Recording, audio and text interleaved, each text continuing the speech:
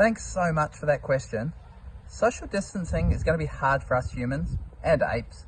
We're social creatures who like to play with friends, and it's not always the same on Zoom. We realise people only have so much data too, so writing other forms of expression are important.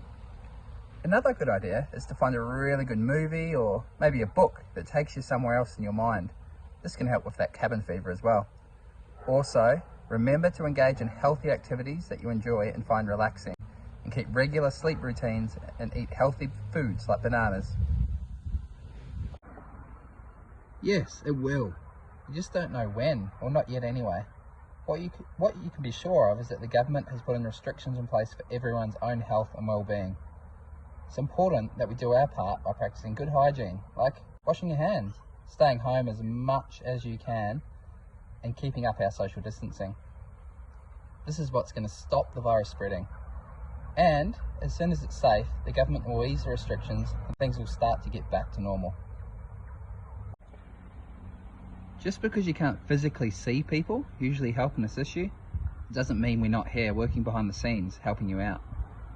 You can reach us on phone, chat or email, and young people living with disability will continue to receive daily care, and young people in Resi will still have workers in the house.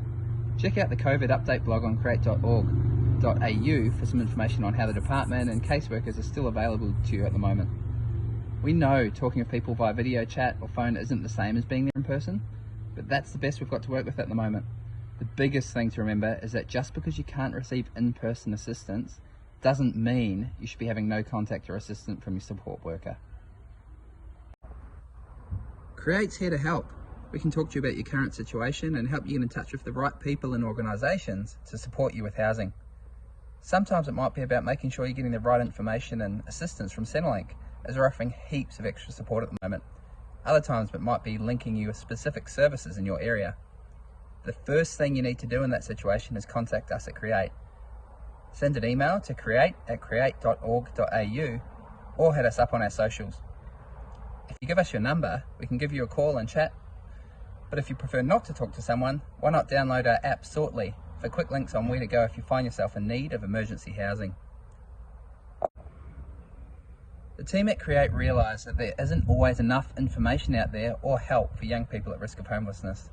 So when we hear that young people are struggling, we write directly to politicians or people who work in the government to tell them that better support is needed. We've already written to the heads of care departments right across the country.